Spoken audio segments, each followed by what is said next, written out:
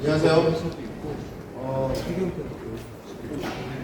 저는 여기 이곳에서 그 세미나 콜리퀴움 이런 것들을 해본 경험이 많은데 대전 DCC에서 이런 행사를 하게 되면 안 좋은 점이 있습니다. 안 좋은 점이 뭐냐면 빵집이 성심당에 옆에 있어가지고 가끔 부대하고 저기에서는 들으러 보내야 되는데 빵집에 줄을 서 지금도 한 20명 정도 서 있습니다. 그러다 보니까 저는 성심당 빵집을 하던가 해야지 콜리퀴움 하는데 상당히 지쳐요.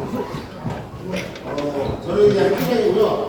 오늘 여러분들한테 말씀드리고 싶은 건 뭐냐면은 예비군 있잖아요. 예비군이 올해부터 이제 그 이름도 상근 예비군에서 상비 예비군 바뀌었어요. 제 이름 상근이잖아요.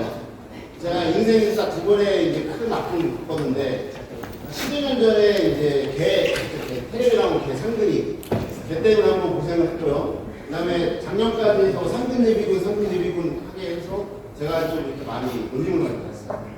힘들었는데 다행히 제가 돈을 많이 해가지고 이름이 상비 예비군 바뀌어서 상당히 즐겁게 생각하고 있고 지금 우크라이나에서 전쟁을 수행하고 있는 그 우크라이나 장병들의 평균 나이가 혹시 몇 살인지를 가늠하셨으면 마흔이시면서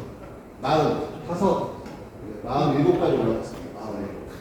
그러니까 제가 올해 지금 만으로 48이거든요. 그러니까 저 정도면 다 나가야 되는데 여기 계신 분들 뭐 병역의 의무가 끝났다면 끝난 게 아니에요. 전쟁이라는 거는 국가의 명운이 있기 때문에 뭐 했던 할때 다 필요 없으면 다 나가야 되고요. 2022년도를 보게 되면 최초 25만 명이 들어갔을 때는 군대원 10명 쌩쌩한 이제 20대 청년들이 있었는데 23년도가 되니까 할아버지들이 좀 우리 나타나기 시작하고요.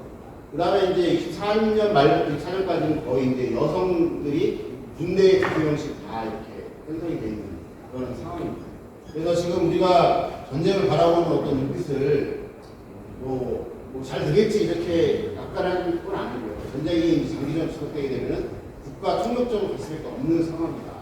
그렇기 때문에 이 예비군에 관련해서 상당히 중요하게 생각이 드는 거고 우리는 인구절벽 때문에 문제가 있지만 우크라이나는 사람이 너무 많이 죽어서 미래 세대가 없어지기 때문에 그 어떤 대응 수단으로서 지금 이제 예비군을 카드를 끌고 나왔거든요. 그래서 이 부분에 대해서 맨날 예비군도 소총 쏘고 그런 거 하지 말고 이제는 이렇게 새로운 개념으로 이제 우크라이나하고 적용할 수 있는 방법으로 가야 되는 거고 우리는 협력 편성물 이런 얘기 하고 있는데 협력 편성물을 할 수가 없어요. 지금 할 수가 없는 상황이 뭐냐면 지금 불편한 진실이지만 야장 가보시면 기계부대 같은 경우 예를 들게 되면 부대 이동을 3번 하잖아요. 조종수가 없어가지고 3분의 1의 어떤 그 부대에 있는 차량을 이동을 시켜놓고 차량 타고 들어와서 두 번째 대대 나갔다가 다시 들어와서 세 번째 대대 해서 이 부대 이동만 하더라도 이 시간이 오래 걸리는 거예요. 사람이 없어요 지금. 소재는 거의 반토막 나있고 싸울 사람이 없다는 겁니다. 그런데 이 부분에 대해서 우리가 이제는 쉬쉬하는 게 아니라 이 목표 시점을 어떻게 할 것이냐를 맞대고 해야 되는 겁니다. 왜냐면은 김정은이가 우리하고 약속한 대로 우리 병력 다 채워질 때까지 20년 후에 들어오라고 하면 그때 들어오겠습니다. 걔는 지가 마음대로 도발을 하고 국제 전투하고 전쟁 일으킬 사람이니까 그런 측면에서 우리가 이 부분을 좀 봐야 된다. 이 부분을 말씀드리고 싶고요. 저는 막 아시니까 이런 사람이고 제가 육군대학교에서 이 3년 전에 전역하기 전에 전략학처에서 공감을 했습니다. 그리고 지금도 육대 명예교수예요. 그러니까 빵집에 가 있는 친구들이 갖고 있는 친구들이 이제 나중에 수업에 들어가서 빵이 얼마나 맛있었는지 물어보고 저는 이제 주로 이제 이런 로봇하고 이제 그 드론, 그다음에 AI 이런 것들을 좀 하고 있습니다. 오늘 순서는 이제 비판적 사고로는 지금까지인데요. 제가 왜 비판적 사고를 하냐면 우리가 지금 현재 병력이 부족하다고 해서 대안을 내놓고 있는데 그런 얘기를 다 하는 걸 보게 되면 국민적 합의도 안 될 것 같고 실현 가능성도 없고 의혹도 엄청 들어갈 그런 얘기만 하고 있다는 거죠. 여성을 징병을 해야 된다 이런 얘기를 하게 되면 그 사회적 통합을 하는데 의논을 하는데 몇 년이 걸릴 것 같습니다. 제가 보기에는 될 수가 없는 상황이죠. 실버 아미 이렇게 말씀하시는데 좋아요. 다 군가 충격적으로서 하는데 실버 아미가 뭘 할 건가를 대안을 내놓고 하고 있어요. 우크라이나에서 실버 아미들은 뭘 하고 있습니까? 아시는 분 혹시? 육대에서 그거 공부하죠. 우크라이나의 러시아에 있는 60대, 70대 신고하면 뭐라고 그러죠? 위장막 만들고 있습니다. 위장막 만드는데 그게 다 드론에서 탐지가 안 되는 열을 이제 차단하기 위해서 안에다가 우리가 말하는 소재들을 해가지고 위장막 만들어서 이제 전선에다 보내주고 있어요. 근데 문제는 뭐냐면 우리 위장막 칠 때 장비 칠 때 이게 폴대 같은 거 욕하잖아요. 시간도 오래 걸리고 전파가 다 튀어나가잖아요. 걔네들은 시트처럼 이렇게 해서 쭉 내리면 여기 기관총 걸리더라도 쭉 이렇게 흘러내릴 수 있도록 해서 딱 잘라보는 그 위장막 만들어서 전선에 보내주고 있어요. 그게 신고합의가 명확하게 하고 있는 임무 중에 하나고, 그 다음에 정비 직원. 그러면 어벤져스 뭐 부대 이런 애들은 뭐냐면 나이가 많이 드신 분인데 숙련공이잖아요. 정비에 능력 있는 분들이 와서 장비를 붙여주고 돌아다니는 그런 걸 하고 있어요. 실질적으로 우리가 의제분용을 하는 건 좋지만 실질적으로 그 사람들 뽑았을 때 뭘 해줄 것인가를 명확하게 얘기를 해줘야 되는데 그 얘기가 없다는 겁니다. 그렇기 때문에 이게 안 되는 거예요. 그래서 결국은 대안을 찾다 보니까 결국에는 예비군밖에 없다는 것이 우리 사회에서는 다 알고 있는데 그걸 어떻게 활용할 것인가에 대해서는 지금 논의가 없다는 거예요. 누구도 대안을 내놓지 못하고 있습니다. 그래서 저출생 무료화 시대에 병력제한 부족 해법은 저는 올해 제가 연구를 해서 카이스트에서 이제 인구절벽, 그 다음에 병역자원 국감, 그리고 첨단과학기술이라는 어떤 250페이지 정도 되는 인구가 절벽이 됐을 때 해법을 제가 좀 있으면 나옵니다. 그래서 이제 정부 부처에 지금 했거든요. 실질적으로 우리가 이런 내용들을 바라봐야 된다. 지금 위에서 아무것도 안 한다고 해서 걔네가 가만히 있는 게 아니라 부지부식간에 당하게 되면 우리 미래 세대들이 또 죽어나가. 그러면 미래 세대는 또 없어진다. 사람이 중요한데 우리가 이런 측면을 제가 관리사업을 좀 해보고요. 그리고 우크라이나군이 어떻게 드론도 전투부대를 운영하는지 한번 알아보겠습니다. 여러분 우크라이나군은 육군, 해군, 공군, 공중강습군, 공수군, 그다음 무인체계군에서 6개인가 7개의 병종이 있어요. 우리하고 달라요, 완전. 그래서 2024년 1월 달에 아예 이제 무인체계군을 창설을 했어요. 이 국방부 차관이 그때 당시에 와가지고 인터뷰를 하고 한 거예요. 이게 뭐냐면 이제 로봇하고 드론을 실질적으로 사용하겠다라고 해서 이제 그때 하나의 군으로 육군처럼 만들어버린 거예요. 이게. 근데 이 사실조차도 아시는 분이 우리나라에 별로 없어요. 관심이 없어요. 이런 부분에 대해서. 그러면은 얘네들이 이걸 왜 만들었을까라는 본질적인 이유가 있을 거 아닙니까? 그럼 그걸 좀 살펴볼게요. 만든 다음에 어떻게 하냐면 우크라이나 같은 경우는 이제 미국에 의해서 철저하게 다 조직 편성이 되어 있기 때문에 여단 편성으로 되어 있습니다.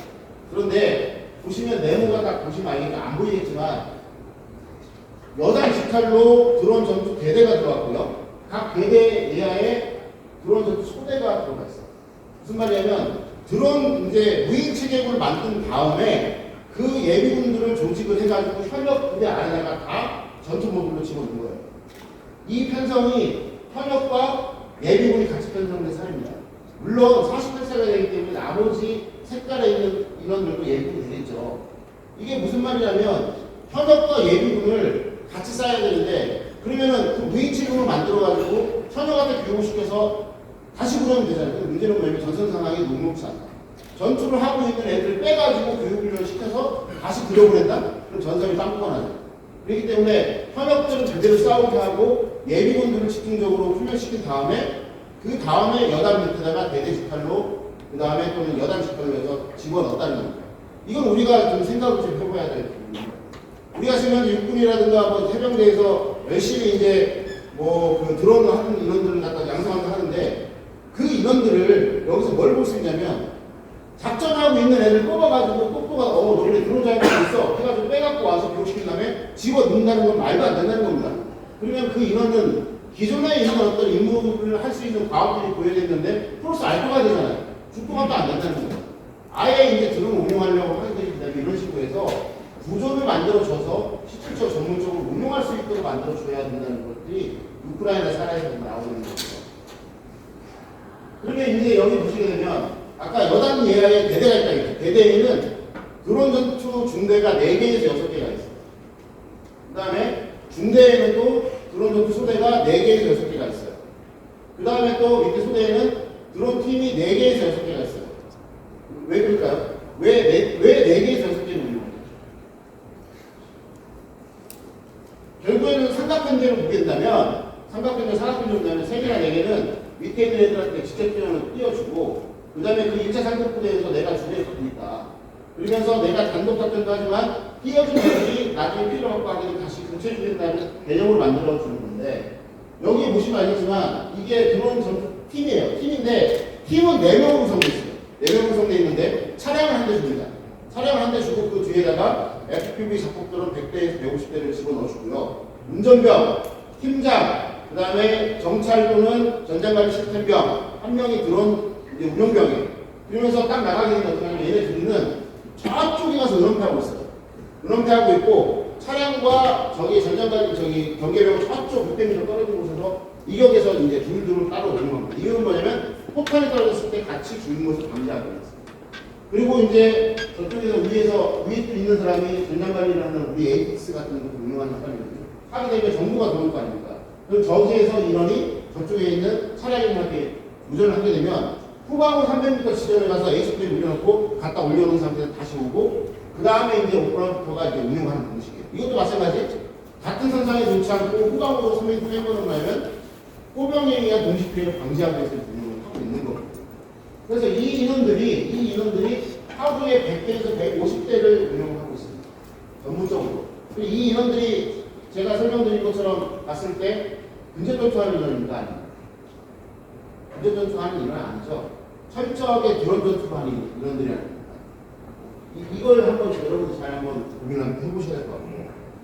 그리고 예비군 교육을 어떻게 하냐면 얘네들은 제가 이제 예전에 그 비밀 유영원 군사세계에 제가 여러 편 초창기부터 이제 전쟁이 일어났을 때 여러 편 올려서 많이 알렸는데 이게 2016년도에 지금 당시에 예비군들이 드론 교육을 받고 있는 모습이에요.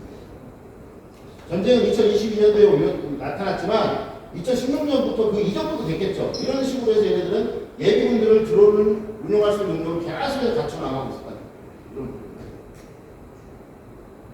그리고 또 뭐냐면 이게 드론 파일럿을 아까 말씀드린 것처럼 전장에서 사람을 뺄 수 없기 때문에 결국에는 얘네들은 정확하게 예비군의 예비 전력이에요. 군대를 갔다 온 사람, 그 다음에 예비군의 어떤 그 임무가 끝난 사람, 예비군의 임무가 있는 사람, 그 다음에 군대에 가기 직전에 IT 전문가들, 이런 인원들 예비군을 다 뽑아와가지고 드론 나리온이라는 저곳에서 민간공학 교육체계에서 교육을 시키고 있는 거예요. 근데 우리가 문제가 뭐냐면 우리나라의 지금 가장 큰 문제가 뭔지 아십니까? 드론 교육 시키는 거? 드론 교육 시켜서 하이바 딱 쓰고 올라갔다 내려갔다 하면은 그거는 조종입니다. 조종. 농약 뿌리는 조종이에요. 전투에서 쓰이는 건 조종이 필요하지 않습니다. 전투에서는 전술적 운영이 필요해요. 그런데 자꾸 바깥에서 군의 대상권에서 이걸 하게 되면 전투에 뭐하고 하면 제가 다 돌아다녔어요. 전투에 관련된 건 하나도 없어요. 가르치는 전투 기술이. 왜? 민간인들이 전투 기술을 어떻게 알아요? 어떻게 싸워야 되는지, 포병을 하면 어떻게 연기가 되는지, 자기가 정밀 타격할 때 그게 기동 방법이 우크라이나 같은 33가지에 그게 뭔지도 모르면서 그걸 가지고 자기 쪽을 두고 있는 거예요. 그러니까 우리 군 같은 경우도 어떻게 하고 있죠? 전방에 보게 되면은 군단 단위로 드론 센터가 있고 후방에는 사전 단위 센터가 있는데 그 가르치는 게 그런 것밖에 안 가르치고 그 막대한 돈을 예산을 투자하면서 그러니까 저는 그런 부분들이 참 안타깝다는 겁니다. 그것들. 근데 이런 부분들을 봤을 때 가라는 거예요, 보면. 가보면 알 거 아닙니까? 얘네들의 교육 모듈은 이론, DIY가 자기가 스스로 자작하면서 만들 수 있는 거. 3단계가 전투실험, 4번째 전술적 운용을 하고 있는 제가 물어봤어요. 야, 너네 왜 자작으로 전투실험을 해야 하니까? 기계를 모르는 애들한테 가장 빨리 기계를 잘 하게 만드는 거는 네가 직접 만들어서 그거를 전투실험하고 날려보면은 다른 사람보다 그 숙련도가, 속도가 3배에서 5배까지 빠르다는 거예요. 그래서 얘네들이 이걸 다 조립식으로 다 해서 자작을 하시죠. 그러니까 무슨 말이냐면 정부에서 드론에 필요한 7개 소구장을 갖다 주게 되면 얘네들 들어가지고 자기 작전 목적에 따라 총알식부터 해서 그걸 만들어서 전투 실험하고 실질적으로 전술과 전투 기술 교육을 받고 내보낸다는 거예요. 그리고 전설로 보낸다는 거예요. 그럼 반대로 말하면 우리나라 지금 현재 있는 군단 지하와 그다음에 사단 지하에 있는 그 드론센터에서 교육받으면 바로 전설로 보낼 수 있습니까? 오사단 전원님 어떻게 생각하십니까? 보낼 수 있어 없어요? 저하고 교육 많이 하시잖아요. 있어요 없어요? 지금의 현재 있는 드론센터에서 하는 교육으로 이런들한테 4주 60년 상태에서 전선 보낼 수 있습니까? 없습니까? 엄청나게 잘하는 거죠. 오히려 작전과 전투에 저해 교육으로 잡는 거예요. 이거가 우리가 지금 명확하게 보면서 설계해 나가야 됩니다. 근데 여기 보게 되면은 특별한 게 있습니다. 아미 오브 드론스라는 이런 프로그램이 있는데 아미 오브 로봇도 있어요. 근데 저기 있는 아미가 육군이 아니에요. 큰 집단 이런 걸 위한 겁니다. 뭐냐면은 결국에는 2020년 1월 7일 젤렌스키 대통령이 크라우드 펀딩 플랫폼인 유나이티드 디지털을 구축합니다. 근데 여러분들이 이상하지 않습니까? 2022년 1월 7일 날 전쟁을 예고한 듯이 저걸 만들어요. 전쟁은 2022년 2월 24일 날 발발했거든요. 그럼 얘네들이 이미 준비를 하고 있다는 의미가 됩니다. 유나이티드 24가 뭐냐면 우리가 지금 현재 우크라이나에 직접적으로 무기 지원할 수 없잖아요. 왜냐면 할 수도 있지만 하게 되게 되면 우리의 무역이라든가 경제가 타격을 받기 때문에 못하고 있잖아요. 그래서 민간단체를 만들어서 쟤네들이 프로그램을 운영하는데 쟤네들 전 세계로 다 나갑니다. 나가 대사님이 나가고 나서 뭘 받느냐 활동을 하면서 크라우드 펀딩을 받아요. 그때 이제 암호화폐 이것도 받고요. 그 다음에 이제 드론 어떤 소비자 같은 것도 이제 기부도 받고요. 후원도 받고 해가지고 그걸 다 끌어모으습니다. 끌어모아가지고 이제 얘네들이 이제 필요한 어떤 하는데 저기 디지털 혁신은 뭐냐면 우리나라의 산업부와 과기부와 이제 같이 짬뽕되어 있는 헤드로프 장관이 24살인데 예전에 이제 아시죠? 스타링크에다가 이런 것을 전화를 이렇게 톡을 보내가지고 니네가 달나라로 로켓 쏘고 있을 때 푸틴은 우리한테 로켓 쏘고 있다 이런 식으로 해갖고 스타링크 지원을 한 방에 받아낸 사람이 수장입니다. 근데 그 사람을 부총리로 임명을 해요. 그래가지고 군은 국방부 장관하고 밑에 군은 전투에만 집중을 해. 나머지 문자 지원 그 다음에 이제 R&D 같은 경우 이 사람이 다 해서 전방을 지원해줍니다. 그래서 우리나라도 지금 R&D 플랫폼이라든가 무기체계 관련된 분도 전시는 생각을 할 필요가 있습니다. 그런 프로그램. 그래서 이런 것들을 하기 위해서 어쨌든 간에 얘네들은 그 초전 당시에 러시아군의 3분의 1의 규모까지 안 되기 때문에 이런 화력 컨트롤 할 수밖에 없었고 그 화력을 갖다가 유기적으로 활용하기 위해서는 드론이 많아야 되잖아요. 그래서 이 프로그램을 지금까지도 작동하고 있고 이게 이런 그 결과 지금 우크라이나 안에는 1년에 FPV 작곡들은 100대를 생산할 수 있는 시설이 되어 있고 그 주변에서 이 프로그램을 통해서 1년에 450만 대의 드론을 지원하고 있습니다. 그래서 이런 부분들 우리가 좀 이렇게 벤치마킹을 해야 될 것 같죠. 그러면 여기 보시면 알겠지만 지금 거의 다시 러시아군이 밀어붙여가지고 크루츠크를 이제 다시 함락을 했지만 작년도 말 정도에 크루츠크를 들어가서 우크라이나군이 파고 들어가서 돌파구 형성한 것 자체가 전 세계적으로 회자가 됐었습니다. 보시면 알겠지만 저희 반대로 보시죠. 반대로 보시면은 뭐가 많이 나오죠? 갈매기처럼 이렇게 꺾여 있는 게 많이 나오지 않습니까? 저게 뭐냐면 드론 부대입니다. 우리는 우리의 예비군의 운용계는 뭐냐면 전방에서 협력들이 어느 정도 녹아났을 때 그 다음에 M을 그러니까 모빌라이제이션 대회를 지정을 해서 그 다음에 이제 훈련을 시켜가지고 전방으로 보내는 어떤 개념인데 그게 축체적 투입이라는 겁니다. 6.25 때 우리가 축석검문소회가 그렇게 해서 잘못했던 방식인데 얘네들은 거의 예비군들을 협력부대와 같이 하는데 협력부대는 전방에 싸울 때 예비군대가 드론이라는 것처럼 비접촉 화력이 있으니까 바로 뒤에 발라붙어서 같이 전투를 해줍니다. 그렇게 되기 때문에 결국에는 우크라이나군이 러시아군보다 병력이 없음에도 불구하고 그 화력으로서 그거를 상쇄시켜줍니다. 그러니까 예비군의 운영 개념이 우크라이나는 결국에는 우리처럼 현역이 소모된 다음에 들어가서 대체하는 것이 아니라 초전부터 같이 협력해 싸우면서 전쟁의 시너지를 달성한다. 그런 개념으로 지금 이제 발전하고 있다는 겁니다. 그래서 이런 부분들도 우리가 한번 눈여겨봐야 될 것 같습니다. 대단으로 크루시프가 올해 초에 함락됐지 않습니까? 다시 러시아군한테 어떻게 함락되신지 혹시 아십니까? 되게 기발한 어떤 러시아군의 전술에 의해서 한꺼번에 함락됐거든요. 예전에 이제 러시아로부터 이제 그 우크라이나로 송구감이 큰 게 있잖아요. 그게 가스도 들어가고 그다음에 그 석유화도 들어가고 크기가 이 3분의 1만 하는 크기가. 여기가 이제 잘렸으니까 안에서 액체라든지 기체가 안 가잖아요. 러시아군 특수부대가 그 안으로 삐고 들어와서 크루시프 안쪽으로 쭉 들어와가지고 그러니까 우크라이나군이 예비부대까지 나와서 뒤에서 이제 교란 작전을 펴니까 안 그래도 돌파구 안에 갇혀있던 우크라이나군이 자기 후방에서 러시아군 특수부대가 나와서 왔다 갔다 하고 막 총구 쏘고 하니까 얘네들이 완전 주의통계 마비된 거예요. 그때 뭐를 보내냐면 강성유 FPV 작곡들을 보냅니다. 강성유 FPV 작곡들은 뭐냐? 우리가 보게 되면 오게 되면 잼머 쏘잖아요. 강성유 FPV 작곡들은 선행 위에서 조정이 되는 데이터 왔다 갔다 하기 때문에 잼머로 제한이 안 돼요. 그래서 객을 갖다가 한꺼번에 쭉 보내는데 여기에 있는 이 선 있죠. 선, 사선에 있는 길. 저걸 R200 보급 들어가는데 저 위로 보내요. 근데 이제 질문해. 아니, 교수님. FPV 드론이 좀 산악도도 있고 저는 직도 많이 있는데 가능합니까? 라고 물어봐요. 가능할 것 같지 않나요? 선으로 쭉 이어서 20km까지 합니다. 가능할 것 같으면 안 가능할 것 같습니다. 가능해요. 왜 가능하냐? 그거를 높이를 헬기를 띄워서 위에서 보냈어요. 헬기를 띄워서 옆으로 돌린 다음에 거기다 FPV 선박들은 운영 인원들을 태워놓고 위에서 아래를 보면서 쭉 가니까 밑에 있는 도로 위에는 그냥 다 좌우측보다는 장애가 없을 거 아니에요. 그쪽 위로 쭉 보내서 타격 헬기하고 운영을 그런 식으로 기발하게 이제 전투 수행을 했기 때문에 우크라이나가 우리 개별적인 타격을 여기서 받았습니다. 그 모습을 누가 지켜봤다? 북한군이 지켜보죠. 북한군이 그대로 지켜봤고 엊그저께 나왔죠. 기사에 뭐 나왔죠? 우크라이나군에서 이제 그 훈련 받았던 사람으로 추정되는 북한군이 와서 드론을 이용해서 훈련하는 모습이 지금 공개가 됐습니다. 나만 관심 있는 것 같아. 군인들이 관심 있어야 되는데. 예, 그런 모습이 이제 나타났다는 겁니다. 그걸 봤을 때 이런 모습들을 좌시하면 안 된다고 합니다. 이 부분에 대해서. 왜냐면 우리나라 군은 현재 안타까운 거지만 대대급 이하에 현재 해당 드론의 로봇이 한 대도 없어요. 사실 가 있는 거는 전투용이 아니라 전투 실험용하고 교육용이에요. 지금 여러분들 가면 자대 가게 되면 밑에 있는 소부대에 단 한 대의 로봇과 그 다음에 이제 그런 어떤 드론들이 현재된 게 없다는 겁니다. 전투에 사용할 게 없다는 거예요. 그래서 제가 이 말씀을 드리는 겁니다. 그리고 이제 로봇들도 아는데 최초에 이제 우크라이나에서 로봇 전투를 할 수 있는 배를 갖고 오는데 28개국 여덟 브리트 얼라이언스라는 게 이제 중국 업체거든요.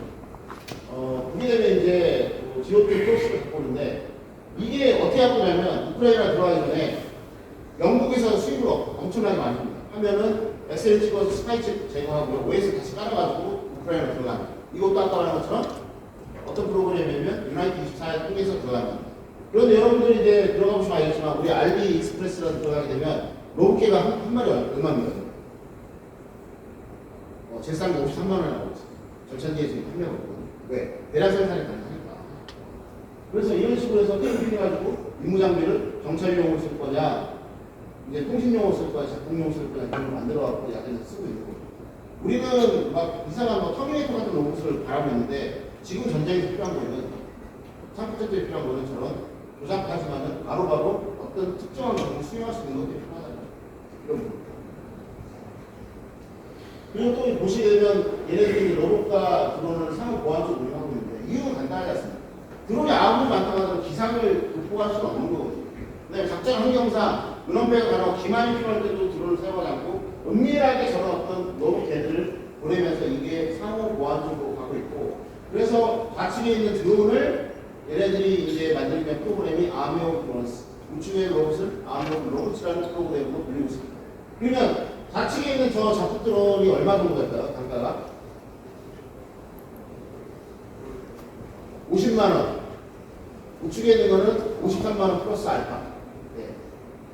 그러면 여러분들 갖고 있는 제블린 같은 경우는 대전차 미사일이 한 발에 2.5억 정도 돼요. 근데 그거는 지금 거리로 가서 쏴야 돼요. 근데 이거는 최소한 1km 이상 떨어져서 쏠 수 있어요. 그럼 여러분들 선택은? 당연히 이거 해야 돼요. 당연히 가야 되는 겁니다.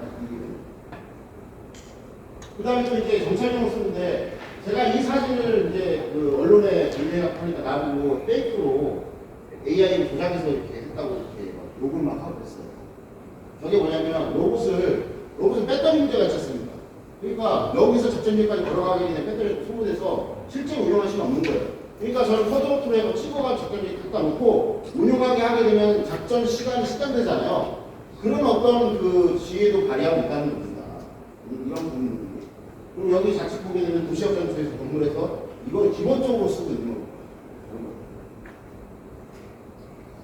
그래서 이런 것들을 어떻게 쓰냐면, 보시는 것처럼 이런 것들을 저기 은원팩 시켜놓아서 러시아군의 기동 예상 지점이나 정찰 매복을 시켜버리고, 그 다음에 걔네가 딱 들어오게 되면 쟤네가 활용 유도를 하거나 아니면 쟤네들이 자폭을 해서 러시아군의 앞가지를 끄는 상태에서, 그러면 그 부대가 정지하잖아요. 그때 포병 활약을 집중하는 방법으로 전투 수행을 합니다. 그러면은 적이 없을 때는 내가 바로 2km 앞에서 저런 전투를 한다고 하지만 저게 나오면서 2km 이상에서 전투를 할 수 있기 때문에 더 생존성이 높아지고 그 다음에 전투 효율성이 높아지는 건 당연한 거겠죠. 이런 식으로 이제 싸웁니다.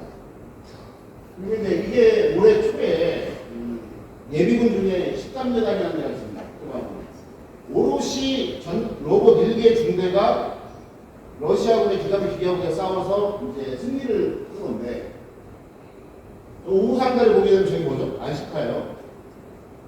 알시카에다 폭탄 집어넣고 내복 진지 딱 만들어 놓고 여기 들어오게 되면 아까 똑같습니다. 앞뒤 자르고 정지하게 되면 포병화를 집어넣고 계속적으로 전투를 계속 끌어오다가 그 다음에 정비력 상하기 위해서 FPV 사격들을 집어넣고 이런 식으로 반복을 해가지고 결국에는 이렇게 되는데, 여기 중요한 게 뭐냐면 세 번째 그림 있죠. 세 번째 그림에서 10.7mm거든요.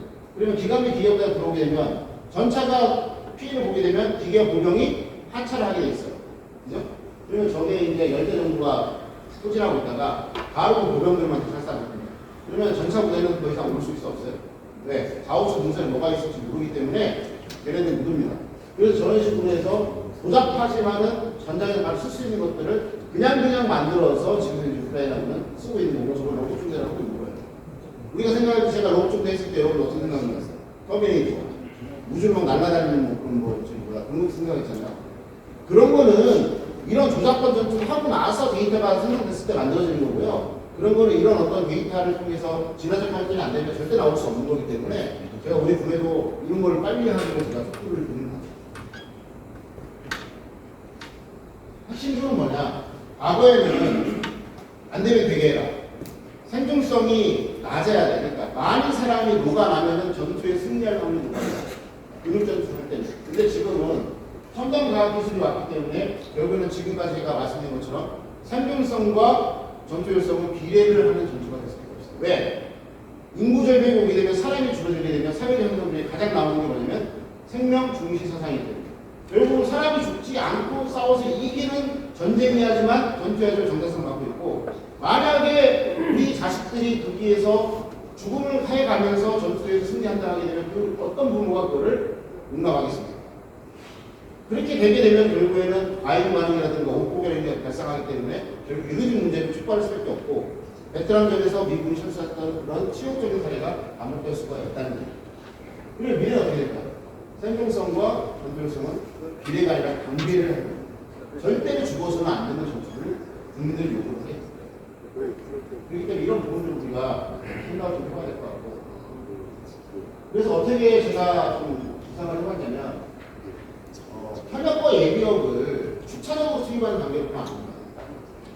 저도 이제 동원지원단인가 뭐 있잖아요. 55사단 있죠. 그 뭐 있잖아요. 후방사단이 무슨 동지단? 해서 보게 되면 대대를 만들어서 훈련시켜갖고 전방으로 보내게 되면 군단장님이 그걸 쓰는데 대부분 어떻게 쓰느냐. 사람이 이제 없는 데를 갖다가 부대 전체를 바꾸는 게 아니라 중대에 찢어갖고 이거를 이렇게 돼 있어요. 그리고 걔네들이 전투력을 발휘하셨습니다. 안 된다는 거예요. 그래서 결국 뭐냐면 그런 어떤 그 몸으로서 하고 소총으로서 예비도 필요하지만 우크라이나군처럼 로봇이나 그 다음에 이제 드론 같은 것을 운용할 수 있는 그런 어떤 예비군을 만들어서 현역이 초창기를 싸울 때 같이 뒤에서 드론이나 로봇으로 화력 지원해 줄 수 있는 그런 예비군을 같이 싸울 수 있는 걸 만드는 거예요. 초전기에 친일 작전을 하게 되면 북한군이 전술에 또 터뜨리고 뭐뭐한다는 미국의 발표가 있다. 125만 명을 우리가 30만 명으로 우리가 버텨야 되는데 가능할 것 같습니다. 안 된다는 거예요. 그렇기 때문에 이 컨셉은 그걸 극복할 수 없지만 그 차이를 상쇄할 수 있는 되게 유용한 컨셉이 될 수 있다. 다시 한번 말씀드리지만 후일에 모빌라이제이션이 돼가지고 들어와서 추차적으로 들어오는 예비군이 필요하지만 초전에 그 전력들을 상쇄하기 위한 첨단 예비군을 집어넣어서 북한군의 예비군을 꺾는 그 예비군이 필요하다. 그래서 예비군을 다양하게 해야 된다라는 것을 제가 말씀드린 거고, 지금 예비군의 어떤 병과가 어떻게 있냐면 보포, 기공통 아마 이 5가지밖에 없습니다. 그러니까 그런 부분들까지 확대해서 우리가 써야 된다라는 것을 말씀드리고요. 두 번째 뭐냐면 이 인원들한테 뭘 줘야 되냐면 결국에는 근접 전투를 해야 되기 때문에 근접 전투 안에서 상경, 성경, 성과 적보다 먼저 보고 먼저 때릴 수 있는 이 작극형 드론 봇을 딱 줘야 되는데, 지금 우리 그 불에서 나오고 있는 사업을 보니까 다 다른 사람을 하고 있어요. 히말라야로 가야 되는데 이쪽에 달나라로 가고 있는 거죠. 그러면 이거 뭘 해야 되냐면, 그러면 이 근접 전투에서 사용할 수 있는 작곡 드론의 페이로드가 뭐 얼마나 돼야 되는지, 그럼 걔네가 전술적으로 갈 때는 톱값을 줘야 되는지 아니면 RPM 값을 높여줘야 되는지, 그걸 아무것도 모르는 상태에서 업체한테 만들어 갖고 와라고 하면 어느 업체가 만들 수가 없는 거죠. 그러니까 그걸 하려면은 결국에는 이거 어떻게 사용하고 그거는 하우스 파이트를 명확하게 정의를 하고 디파인을 한 상태에서 알려주고 협업을 해야 되는데, 그거 없이 그냥 만들어 와 하면은 누가 만들어 옵니까? 이게 서로 잘못하고 있는 분들이 있는 거죠. 그 다음에 이제 이런 부분에서 아까 말씀드린 것처럼 공무원 전력 사령관에서 공무원사단 공무원들이 있는데, 이런 식으로 우선은 직할대들을 둬서 이제 초전에 싸울 수 있게 하고, 이런 부분들을 어느 정도 진화적 발전을 통해서 데이터가 확장되면은 각각의 공무원사단 공무원지원자를 집어넣어서 계속해서 확대시켜 나가야 된다. 그런 게 이제 저의 어떤 주장이고요. 똑같이 마찬가지로 4하단에 보게 되면 대대는 뭘로 몇 개 중대고 소대는 몇 개 중대고 있는데, 그것도 전술적 운용해서 밑에 있는 예하부대한테 바로 뛰어서 직접 지원할 수 있는 부대와 내가 직접 갖고 있다가 유발 상황을 대비하거나 밑에 띄워준 부대가 잘못됐을 때 추가적으로 투입할 수 있는 그런 부대로서 이렇게 편성하기 때문에 그런 리저너블하게 이런 것들을 편성을 좀 하고요. 정책 지원은 뭐냐면 제가 이런 것들을 좀 해놨습니다. 뭐냐면 여러분들 그 예비군 제도 중에 지원 예비군이 들어가는 거 알고 계시죠? 여러 가지 예비군 중에 지원 예비군이 있는데 우크라이나군의 아에로로스비스크 한국공사라는 뜻의 아에로로스비스크가 원래는 IT 기업이나 저희가 학회였어요. 학회였다가 군에서는 드론 운용 못하니까 그 학회가 군적으로 들어가가지고 특수작전을 같이 수행하고 다 했단 말이에요. 그러니까 지원 예비군의 어떤 폭을 결국에는 아까 그런 방법도 있지만 저희 학교와 같은 어떤 드론을 놓고 특화되고 운영 개념을 할 수 있는 쪽으로 연결을 해가지고 하게 된다면 더 쉽게 이걸 할 수 있는 부분이 좀 있다는 겁니다. 그래서 결국은 이런 문제를 군의 자체에서 자기네끼리 쪼물짝쪼물짝 할 수 있는 시기는 들어왔어요. 결국은 국가 동력전 차원에서 국가가 주도해서 이거 어떻게 뭔가를 해야 되는 어떤 시도가 왔기 때문에 이런 부분들에 대해서 우리가 한번 잘 해야 되고, 그리고 저 첨단과학기술 예비군이 무엇인가를 디파인을 잘 해야 됩니다. 그리고 이제 저는 아까 말씀드린 것처럼 이게 제일 큰 문제인데, 단순 조정교육 하면서 전투에 대비한 그런 교육센터라고 얘기하면 안 된다는 거예요. 군에서 그런 얘기 하게 되면 쓸데없는 얘기 하지 마라. 군에서 필요한 거는 해외에서 어떻게 사용하고 있는지 워프루프된 어떤 사례 교육을 나한테 시켜주고 유리적 교육을 시켜준 다음에 나는 내가 드론에 대한 어떤 능력이 없기 때문에 내가 어떻게 만들었는지 실질적으로 제작하는 방법 알려주고 전투 실험하는 걸 우리가 평가해주고 나중에 전술적 교육을 어떻게 해야 돼? 라고 하는 것들을 해볼 수 있는 곳에야만 이걸 드론을 교육을 한다고 하지, 바깥에 있는 내전의 어떤 개념으로 교육을 한다 해놓고서 군에 들어와서 군에 필요한 교육이라고 하겠다는 건 거짓말이에요. 이 부분들을 여러분들이 명확하게 알고 이런 부분들을 우리가 디파인을 하고 해야 되는데, 결국에는 드론의 기술이 3개월마다 바뀌잖아요.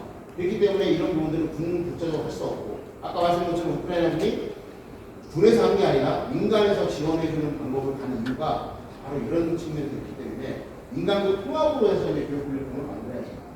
그 말씀을 드리시고요.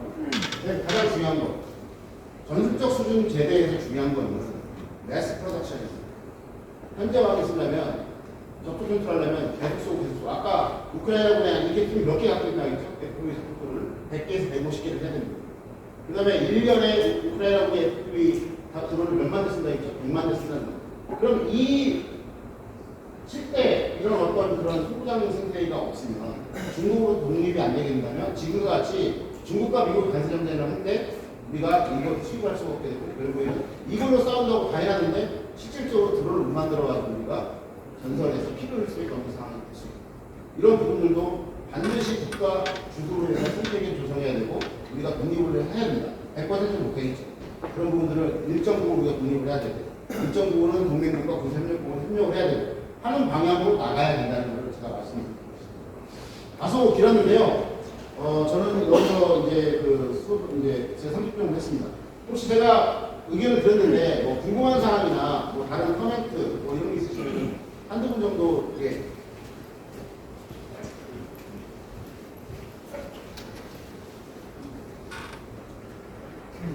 네, 발표 잘 들었습니다. 네, 저는 그 예비군 훈련대에서 예비군 전수훈련 전통교관으로 지금 현무수행 중인 전유현 교관이라고 주무관이라고 합니다. 우선 그 앞에서 말씀하셨던 예비군으로 구성된 드론본 전투 부대에 대한 아이디어에 대해서는 굉장히 찬성하는 입장이고요. 그리고 시급히 채택이 되어야 될 정책이라고 생각됩니다. 또 좀 제가 어젯밤에 어제 올라왔습니다. 제가 어제 올라와가지고 이 책자를 보면서 좀 고민을 좀 해봤습니다. 그래가지고 어제 1일차에 최혜선 중령님이 이제 중요한 좀 인사이트를 좀 보냈다고 생각하는데, 현재와 미래 사이에 근미래 전투력 공백을 메꿀 수 있는 방법을 좀 모색할 필요성이 있다. 그리고 이런 소부대 전투 분야는 중장기 계획과 단기 계획 사이에서 현재와 미래에 대비할 수 있는 좀 과도기를 바라볼 필요성이 있다고 말씀하셨습니다. 그래서 저 또한 이제 생각의 시간적 범위를 좀 근미래로 좀 잡아봤고요. 이런 시점을 토대로 해가지고 제가 두 가지 좀 접근법으로 좀 바라보았습니다. 우선 첫 번째는 조직 편제에 관련된 부분입니다. 1994년도에 출판된 랜드연구소의 미육군 예비군의 훈련 준비 태세라는 논문과 그 다음에 웨스트포인트 현대전 연구소의 사막의 방패작전 교훈과 관련된 인터넷 기사를 좀 참고를 해봤습니다.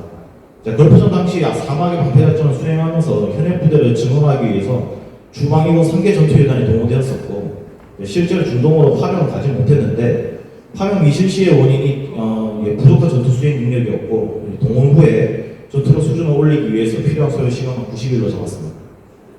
이에 미뤄봤을 때 이제 현재 한국군 동원 모델이 여전히 대량 동원 체제이고 전방병력의 보충과 전략적 예비라는 성격이 좀 강하다는 측면을 바라봤을 때 총체적인 차원에서 즉시 가용한 작전 병력이 되기에는 좀 여전히 부족한 점이 있지 않나, 제한사항이 있지 않나 생각하고 있습니다.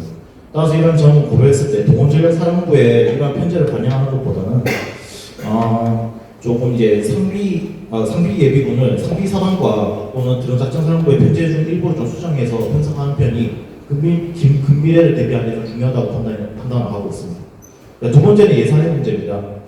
여러분도 잘 알다시피 예비 전략과 관련된 국방 예산은 그렇게 많지가 않습니다.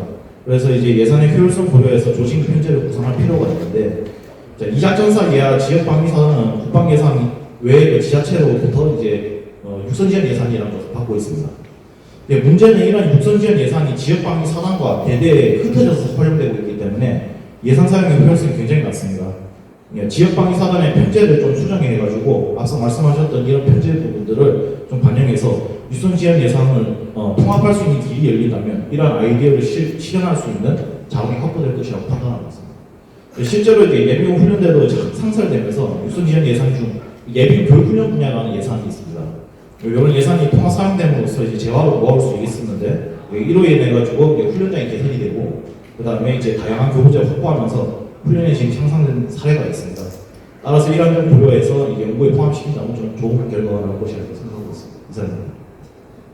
좋은 말씀 두 가지 중요한 말씀드렸는데, 이거 제가 이렇게 한번 역으로 한번 말씀드릴게요. 지금 우리가 이제 예를 들어서 미래와 현재 격차를 채우는 걸 전문용어로 갭필러라고 합니다.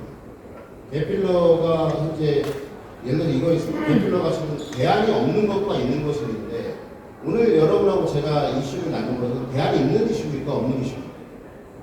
대안이 있는 이슈입니다.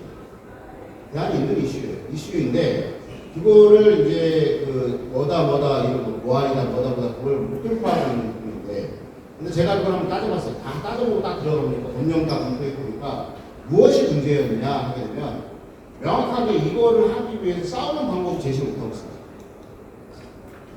여기 육대에서도 많이 오셨지만 예비군에서 이제 뭐 드론교육 시도 뭐 하고 있지만 아까 말씀드린 것처럼 그냥 조정 수준에서 벗어나지 못하고 있어요.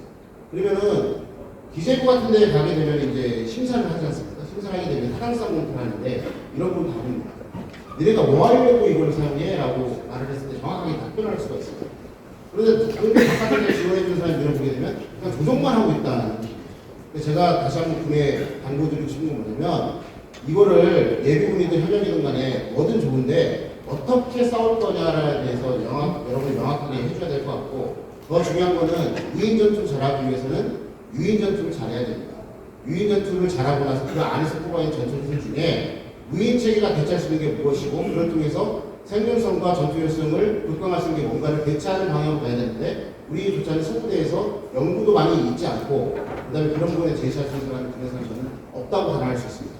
왜냐하면 제가 소부대 전투술만 2008년도에 책을 내고 20년 이상만 제가 소부대 전투를 팠던 사람이기 때문에 그런 부분에 잘 알고 있고요. 그래서 그 부분에 좀 말씀해 주면 좋을 것 같고, 두 번째는 드론을 획득하는 방법인데, 아까 말씀드린 국가적 차원에서 제가 획득을 해야 된다 말씀을 드렸어요. 이유가 뭐냐면 결국에는 이게 전력 지원 체계로 보거나 교육훈련 체계로 보면서 이제 해야 되는데, 군에서는 그거에 대한 어떤 뚜렷한 뭔가의 어떤 인식이 없기 때문에 쉽게는 안 될 겁니다. 보게 되면 이제 예비군 보니까 제가 동원국에 갔다 보니까 올해 10억인가 반영이 났더라고요. 내년부터 계속 나가는데 좋은 말씀이었어요. 그러니까 결국에 지역단위에 하게 되면 첨단과학기술 운영할 수 있는 기업, 육성 말고, 그 다음에 IT 기업, 협력 무슨 보내갖고 엄청나게 많은 돈이 나왔어요.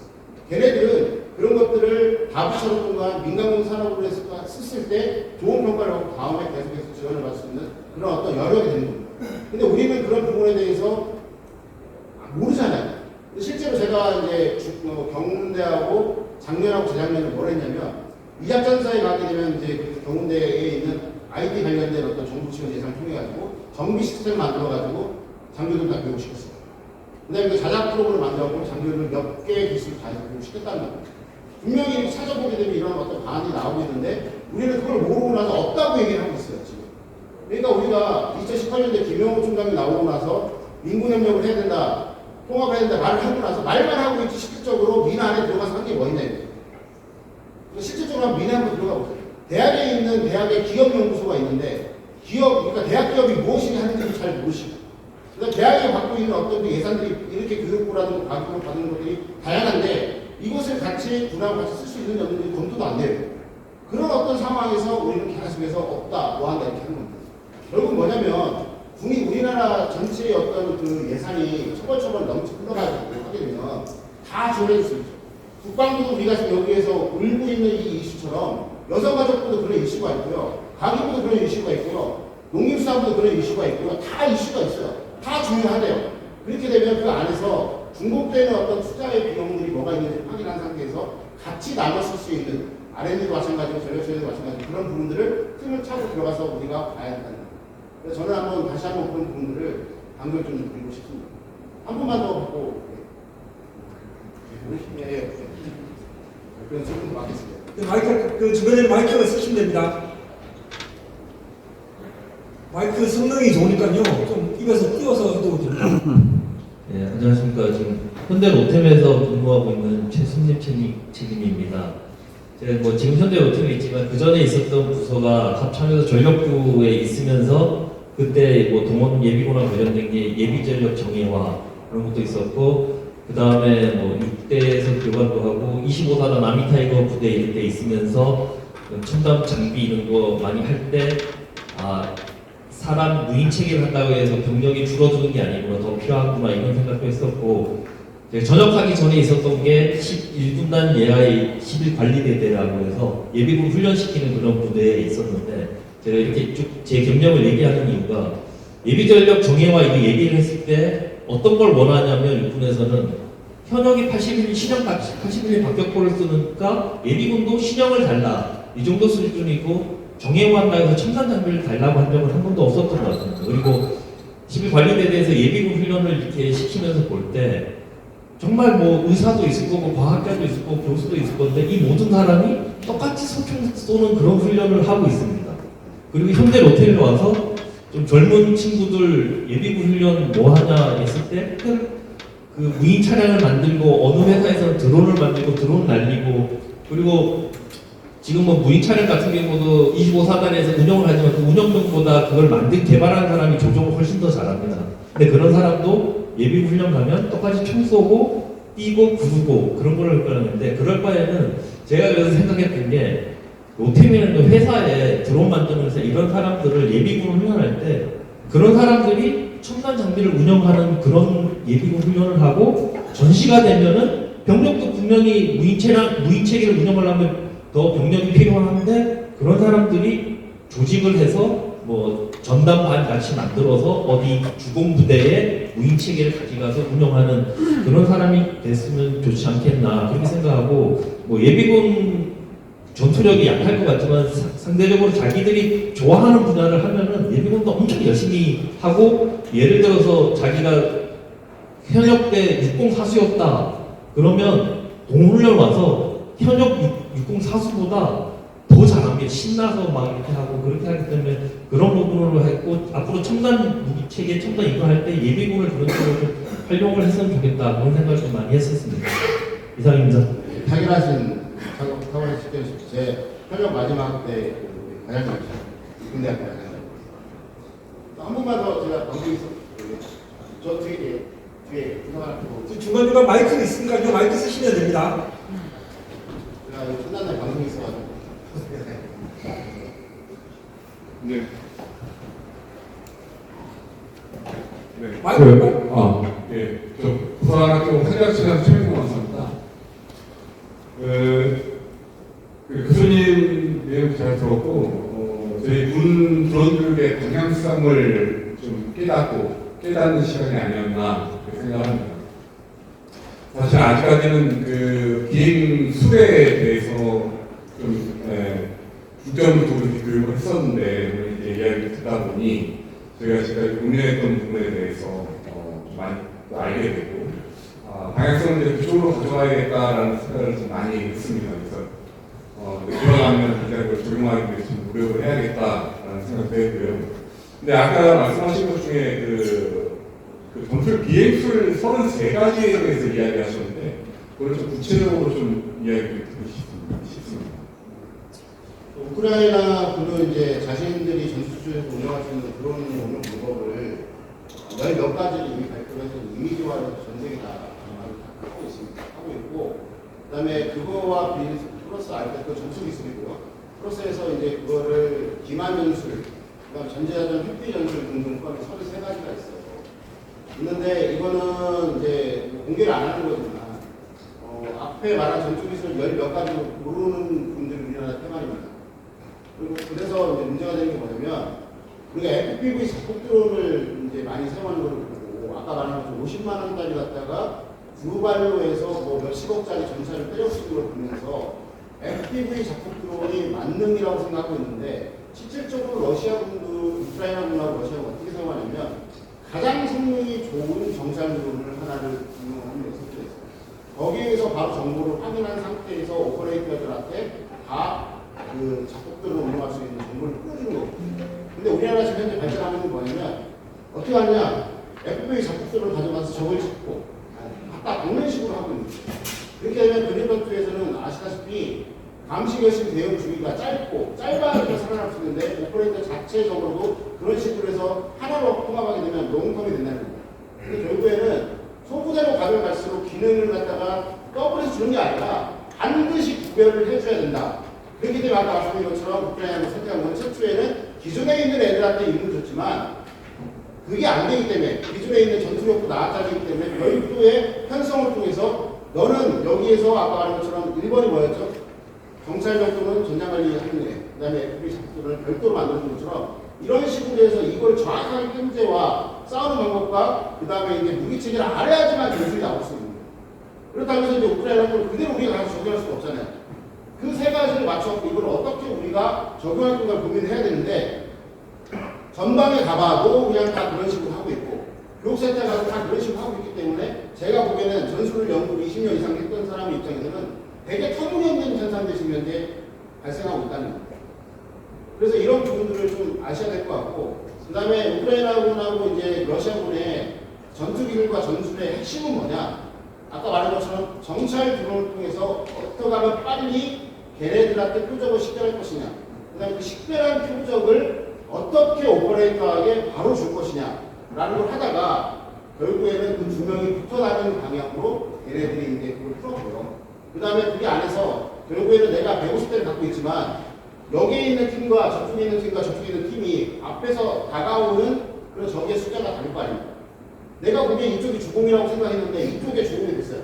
그럼 어떻게 하냐면 그 전장 정보를 여기에 있는 포지션을 움직이지 않고 결국에는 세 번째에 있는 정찰 드론에 있는 애들한테 핸드오버를 다시 시켜줘서 나머지 오퍼레이터들이 저쪽에 있는 세 번째 정찰 드론의 통제를 받아서 같이 타겟 배치하게 하는 방법을 사용하는 것입니다. 그 외에는 다 전장이나 그런 부분들은 제가 별도로 말씀드릴 거고, 이런 형태의 어떤 기본적인 가닥을 가지고 전투 기술과 전술을 발전시켜야 되는데 그렇지 않는다면 이건 되게 문제점이 있는 거고 실질적으로 전투 현장에서 사용할 수 없다. 그 말씀을 드리고 나머지 부분도 제가 별도로 말씀드립니다. 제가 그 좀 일정이 좀 있어가지고 좀 나머지 있기 때문에 여러분들 이제 관심 많이 가져주셔서 감사하고요. 제가 마저 말씀드리고 싶은 건 뭐냐면 예비군이든 현역이든 간에 우리가 혁신을 해야 된다. 혁신할 때 중요한 거는 무기체계 그것만 바라보지 마시고 그걸 어떻게 운영할 것인가에 사업까지 프로세스에서 결국엔 사람이 운영하기 때문에 그거를 설립성과 적절성을 높이는 어떻게 사람을 조직화할 것이냐 최적화할 것이냐 이 부분에서 같이 과학하면서 우리가 이런 어떤 운영을 해갈 수 있는 것입니다. 건강하시고 좋은 밤에 뵙도록 하겠습니다. 감사합니다. 감사합니다.